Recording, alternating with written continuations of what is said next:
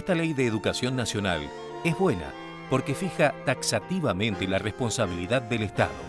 Declara la educación un bien público y además un derecho personal y social para todos los argentinos.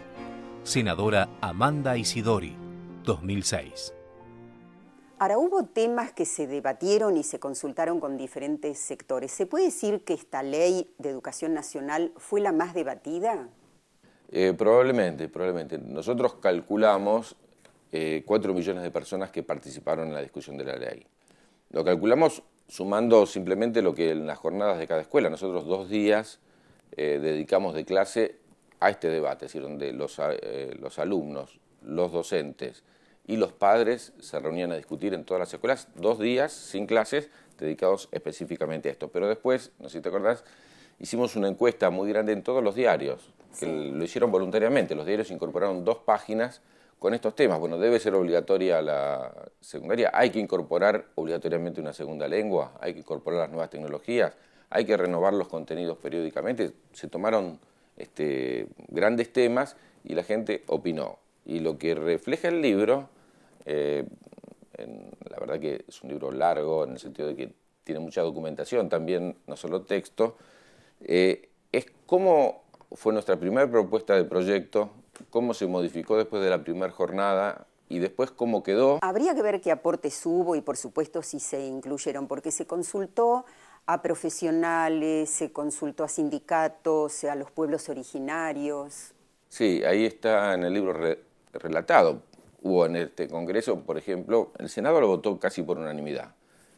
Solamente hubo 3 senadores, 2 que venían del partido de Bussi, de Tucumán, digamos en aquel momento todavía senadora por San Luis, votaron en contra, el resto votó todo a favor. Así que prácticamente todas las fuerzas políticas de la Argentina en el Senado votaron a favor, con algunos temas de discusión, por ejemplo, en el libro el tema del laicismo, la palabra laica no está, como no estaba en la 1420, tampoco estaba acá, pero muchos sectores consideraban que la perspectiva desde la cual se había realizado dejaba fuera la religión, cosa que es verdad, y otros sectores decían que si no estaba la palabra laicismo estaba el peligro de que estuviera la religión. Entonces, bueno, cómo se llegaron a consensos para que al final todo el mundo acuerde es interesante. Y se consultó también a las comunidades de diferentes religiones. Sí, las comunidades religiosas, por supuesto, participaron porque, entre otras cosas, también tienen ellas una actividad educativa muy importante. Se debatió mucho el tema de perspectivas neoliberales, porque había quien planteaba esta de generar un sistema educativo para el de Chile, donde se pague por alumno. Algunos planteaban el tema de las escuelas ser evaluadas y por ranking, entonces reconocerlas más o menos de acuerdo a la evaluación que tenían. Bueno, el tema del examen obligatorio a los docentes para también colocar el salario docente en virtud del resultado del examen de los docentes o de los chicos. Avanzamos en un tema que la verdad que todavía no se está implementando, pero es muy importante, que los docentes no lo conocen, que ahí se crea la posibilidad de las 2 carreras docentes. Hoy un docente, si quiere ganar más, tiene que ser directivo. Es decir, por supuesto, por cumplir años y por antigüedad, que no es ningún mérito, uno puede ganar más, y lo otro es ascender en la carrera docente. Entonces, un buen docente de aula puede ser un mal directivo, o capacitado o porque no tiene las condiciones de liderazgo, de conducción de grupo, de administración, de gestión. Entonces, igual quiere ser directivo para ganar más. Entonces, la idea es que haya una carrera donde vos puedas ganar más siendo docente de aula, y donde tengamos los mejores docentes como docente de aula. Y otra carrera, que siempre parte de la base que primero tenés que ser docente, para aquellos que sí quieren ser directivos. Todavía eso no se implementó en ninguna provincia, hay que hacerlo a nivel provincial, pero es nuestra idea. Vos tenés en muchos países del mundo donde docentes hacen maestrías o hacen doctorados y siguen en el aula, porque vos le pagas más por haber hecho una maestría, por haber hecho un doctorado y estar donde más se lo necesita, ¿no? Se incorpora la idea de, se aumentó 1 año la formación docente, que en muchos lugares del país era 3 años, se pasó a 4, pero en ese 4.º año se colocó la obligatoriedad, parecido a la de los médicos, de hacer la residencia. Es decir, no solo las observaciones que se hacían, sino tomar una responsabilidad de 6 meses en las escuelas de los chicos más humildes, porque es justamente las escuelas donde tradicionalmente los docentes no tienen contacto y por donde empiezan a trabajar. Entonces, una prueba de fuego. Sí, bueno, la idea es que vos empezás a trabajar por la escuela de los chicos más humildes, a medida que vas teniendo puntaje te acercás a tu casa, es decir, pasás a escuelas de clase media, y las escuelas de los chicos más humildes tienen docentes que van rotando permanentemente. Bueno, ahí la idea es premiar al que se queda en esas escuelas. Es importante que aquellas jurisdicciones que todavía no han adecuado sus normativas a la Ley de Educación Nacional comiencen a hacerlo. Si bien las leyes no lo resuelven todo, es sabido que aportan para delinear ejes y rumbos. Doctora Adriana Puigros. Bueno, los debates pueden ser interminables, pero seguramente en algún momento se necesitó que esta ley se apruebe, se sancione para empezar a hacer acciones concretas. ¿Cómo se concilia eso? Bueno, es interesante porque nosotros nos propusimos 6 meses, duró un poco más de 6 meses, se terminó votando justo el último día de sesiones en diciembre. El debate en el Senado y en diputados ahorró tiempo porque lo que hicimos fue debatir todo en el Senado. Entonces los diputados participaron de la discusión del Senado y una vez que estuvo la ley reformulada en el Senado, ya en diputados no se aceptaron modificaciones, con lo cual hubo un debate especial de por qué los diputados no incorporaban modificaciones, pero en realidad ya las habían incorporado en el debate en el Senado. Y te diría que la discusión que respecto del tiempo tuvo que ver con la necesaria maduración de ciertos debates y la necesidad de negociación, y yo pongo ahí en el prólogo la idea de concertación. No es una ley de consenso, no es que el 100% está de acuerdo con el 100% de las cosas. Cada uno dejó de lado alguna particularidad con la cual hubiera estado de acuerdo, hubiera querido que esté, en virtud de que haya una concertación respecto de algunos objetivos centrales, porque se concibe que esto es una ley de mediano y largo plazo.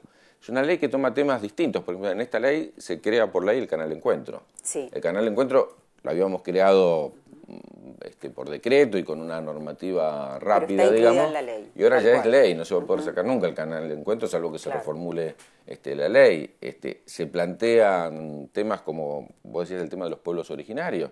Bueno, hay un consejo de pueblos originarios, digo pueblos y no comunidades, como decía antes, porque justamente por la discusión del Código Civil que tenemos estos días, muchas veces nos explicaron que no se consideran comunidades, muchos de ellos, sino pueblos. Y el capítulo de pueblos originarios, que es Educación Intercultural Bilingüe, fue acordado y fue firmado en un acta con, te diría, 60, 70 comunidades distintas, que es difícil de hacer, ¿no? Y yo creo que en cada uno de los temas, el tema del papel de los medios de comunicación, que hoy en día no lo están jugando, era muy importante, son tan educadores a veces los medios de comunicación como la escuela. Y llama la atención que esto esté en la ley. Sí, era previo todavía a la ley de medios. Sí. Y ya habíamos planteado esta necesidad de un consejo donde se acuerden, como hay en muchos países del mundo, qué contenidos no pueden ver los chicos, qué contenidos realmente sí tienen que estar incorporados, qué valores tienen que transmitir los medios y cómo no puede ser que la escuela transmita una cantidad de valores que van en una orientación y sea prácticamente los medios un factor contracultural respecto de la solidaridad, del trabajo en equipo, del respeto por el otro, de la no discriminación. Entonces, bueno, cómo hay que discutir en algún punto también los valores que transmiten los medios, ¿no? La Ley de Educación Nacional, sancionada en 2006, significa una importante experiencia de concentración política en un proceso orientado a la construcción de una sociedad más justa en el marco del orden político democrático. Licenciado Juan Carlos Tedesco. Hay nuevas generaciones de docentes que quizás no conocen la ley. Hay también nuevas generaciones de padres que se incorporaron al sistema educativo que seguramente tampoco. Es importante leerla, estudiarla, permite conocer los derechos. Ahora, ¿se incluye su estudio en los institutos de formación docente y en las capacitaciones? Espero que sí. En realidad lo que ocurría, y por eso demoró como 5 años este libro, pero para mí era una asignatura pendiente, y con Karina, que había sido quien había tenido la tarea de recopilar la información de todas las instituciones, más de 700 instituciones mandaron informes escritos. Ahí está la página donde uno puede acceder a todos esos informes, desde los sindicatos docentes hasta sindicatos de amas de casa, asociaciones de consumidores, organizaciones barriales. Realmente provocó mucho debate, está toda esa documentación. El trabajo era enorme y bueno, un momento que dijimos, bueno, paremos, tengamos este libro como material pensado en los profesorados. La idea de este material es que tanto las universidades como los profesorados tengan un instrumento para estudiar la ley. Por eso está puesto, casi no es un libro de difusión masiva, sino es un libro que lo hicimos pensando en los docentes. está el primer proyecto, insisto, de documento de base, está el primer documento, el primer borrador de la ley, todas las modificaciones, está cada uno de los debates, y sobre el final incluso hay opiniones actualizadas. Escribe el ministro de Educación, Alberto Silioni, que participó en aquel momento y volvió a participar ahora con un texto especial 5 años después de la ley, pero está Adriana Puiggrós, que fue la que redactó una ley, encabezó la redacción de una ley similar para la provincia de Buenos Aires. Están, bueno, quien era del radicalismo en aquel momento, la presidenta de la comisión, Amanda Isidori, Blanco Zuna, que era presidenta de la comisión en diputados, y bueno, y todo el mundo dando su mirada respecto de qué pasó una vez que se aplicó la ley. Bueno, a 6 años aproximadamente de su promulgación se podría hacer cierto balance. ¿Qué se logró y qué falta de lo que está planteado en la ley? La ley de educación es una ley programa, como lo fue la 1420. ¿Se logró aplicar la ley 1420? Bueno, cuando vos ves los datos todavía hay una pequeña parte de chicos que no pudieron ir a la escuela. Y estamos hablando de 120, 130 años. Es decir, fue la ley del siglo XX, sin lugar a dudas. Después hubo otras leyes pero hubo un siglo para aplicar esa ley. Cuando nosotros ponemos obligatoria la escuela media, y tenemos nosotros dentro de la escuela media, por ejemplo, ahora que se está discutiendo la votación para los chicos de 16 y 17 años, la posibilidad de participación electoral, fui a ver año por año cuántos chicos tenemos. Y bueno, nosotros tenemos que el 82% de los chicos desde 16 años están en la escuela. ¿Sí? Es decir, nosotros tenemos un altísimo nivel de escolaridad. Todavía nos falta para llegar al total y que termine en la escuela media, porque la mayor parte termina de cursar y no va a buscar el diploma o deja alguna materia colgada. Es decir, nos falta ahí esforzarnos, pero este camino de que todos terminen la escuela media seguramente lo vamos a recorrer, como estamos recorriendo el camino de la sala de 4 y la de 5. La de 5 ya está en el 95% y la de 4, increíblemente, es la que más aumentó entre el censo 2001 y 2010. Aumentó de 37 a cerca de 60. La verdad que fue un salto enorme, porque estamos hablando de decenas, centenas de miles de chicos que se incorporaron.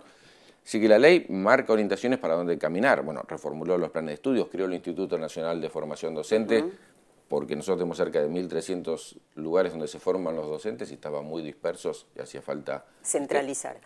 Pero, por ejemplo, ¿qué pasa en las jurisdicciones que políticamente no coinciden con el gobierno nacional en relación a la aplicación de la ley? No, en general todos avanzan en la aplicación de la ley. Te diría, tenemos problemas serios en... ¿Cuáles son los principales problemas? Tenemos problemas serios en la jornada completa o la jornada extendida. La ley dice que la escuela primaria tiene que ser de jornada completa y jornada extendida. Este es un tema que estaba planteado en un 30% en la ley de financiamiento educativo, pero la ley ya lo dice para todos. Entonces, todavía tenemos que dar un vuelco muy grande. Pero allí. Eso se va a relacionar seguramente con la mayor construcción de escuelas. Es mayor construcción de escuelas, es mayor inversión en formación docente. Por eso la ley dice jornada extendida o jornada completa, porque vos podrías encontrar formas de extender, aunque sea 2 horas. Sí, eso se hace en algunas escuelas. Claro, entonces vos podrías extender con las materias curriculares en contraturno, no sé. Hay muchas formas en las cuales vos estás avanzando en extender jornadas sin necesidad de la jornada completa, que ahí sí necesitas otra escuela, porque vos tenés 8 horas versus 4. Así que ahí lo necesitas. Y después tenés lugares, la Ciudad de Buenos Aires es uno de ellos, que no tiene ley de educación. ¿No? Yo fui secretario de Educación de la ciudad y justamente no pusimos ley de educación en la ciudad porque si no había que adaptarla a la ley de la educación nacional y pasar la ciudad también a EGB1, EGB2, EGB3 y por igual. No quisimos hacer eso. Pero es una deuda. La ciudad no lo tiene. Es increíble que esta ciudad no discuta una ley de educación y tenga parches desde la época de Cacciatore, cuando se transfirió la primaria, todavía normativas que, insisto, debieran ser homogeneizadas en torno a una ley que ya mire a la ley de educación nacional. ¿Podemos recordar alguna anécdota de todo el proceso de debate de la ley? No, bueno, es interesante. Ahí nosotros, aparte, recorríamos las escuelas en los días de la jornada. Te cuento una pequeña, pero llegando en Catamarca a una escuela muy humilde para inaugurar las jornadas de debate educativo, con padres muy humildes que se me acercan varios a decirme, bueno, ¿qué podrían aportar ellos si ellos no habían tenido educación Entonces empezamos a discutir, bueno, ¿qué hacían ellos por la educación de sus hijos? Una madre me dice, bueno, cosa que me hacía acordar a mi infancia, me dice, que yo lo único que yo no sé leer y escribir, lo único que hago por mi hijo en la escuela, le plancho los del cuaderno, ¿cómo se llama? Las páginas del cuaderno que se le arrugan, yo le plancho todos los días. Me decía las páginas del cuaderno, fundamentalmente las orejas de las páginas, las puntas de las páginas. Y la verdad me dio una emoción enorme, porque lo que pasa en Argentina es que justamente por la 1420 hay una tradición educativa enorme. Las peores dictaduras no pudieron nunca sacar a los chicos de la escuela. Nunca pudieron sacar a los chicos de la escuela. Y no es virtud de las dictaduras, sino que es virtud de la gente que pelea en una de las peores condiciones para que los chicos estén. Recordemos en el 2000, 2001, 2002, lo que uno ve la escuela es que los chicos fueron más a la escuela. Y la escuela era una especie de refugio, quizás iban a comer y no podían estudiar tanto. Un espacio de contención importante. Uno podría contar, como esta que te señalo, miles de historias de padres preocupados por la ley y que participaron en el debate de la ley porque saben intuitivamente, aunque ellos no lo hayan vivido, que la educación es lo único que le puede asegurar el futuro. No sabemos cómo va a ser el futuro. Esta ley está hecha para un futuro que cambia cotidianamente. Lo que sabemos es que, sea cual fuere el destino que nos toque como país, siempre la educación va a jugar un papel cada vez más importante. Y creo que, insisto, toda ley es modificable, perfectible. Hoy estamos cambiando muchísimas leyes, el Código Civil estamos cambiando, que tiene más de 100 años también, pero una ley educativa es una ley que tiene que ser política de Estado, una ley programa, y que nosotros, por supuesto, con las modificaciones que necesite, tenemos ahí un camino para transitar, que es el camino de la democratización de una educación que discutimos horas con Juan Carlos Tedesco, con Alberto Silioni. Entre los tres discutimos horas, cuando hicimos el primer documento, cómo llamarla la ley.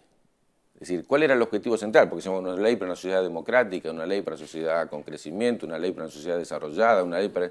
Y al final llegamos a la conclusión todos que todo tiene sentido si es una sociedad más justa. Claro, por eso el libro también se llama, como fue el debate de la ley, Educar para una sociedad más justa. O sea, justicia social en educación.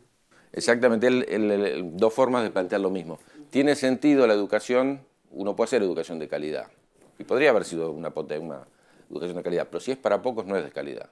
Entonces la concepción de que la educación de calidad es una educación que es para todos, bueno, se plasma en esta idea. Si uno no tiene educación, cada chico llega a donde su cuna le determina. La educación es la única utopía que tenemos nosotros de igualdad, que sea la capacidad la que defina los lugares que ocupamos en la sociedad y no el origen. El concepto de qué es calidad justamente es lo que diferencia un gobierno democrático de uno neoliberal. Exactamente. Este modelo valora a la educación como un factor que potencia el desarrollo y asegura la justicia social. Hablamos de una educación de calidad para todos, que permita acceder a mejores niveles de vida y gozar de los bienes de la cultura y de la economía.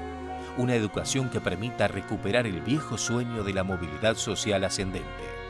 Profesor Alberto Silioni, Ministro de Educación de la Nación. Gracias, Daniel. No, gracias a usted. Es cada día una aventura, aprender a enseñar, enseñar a aprender, reconocernos como necesarios, con derecho a crecer, para hacer crecer.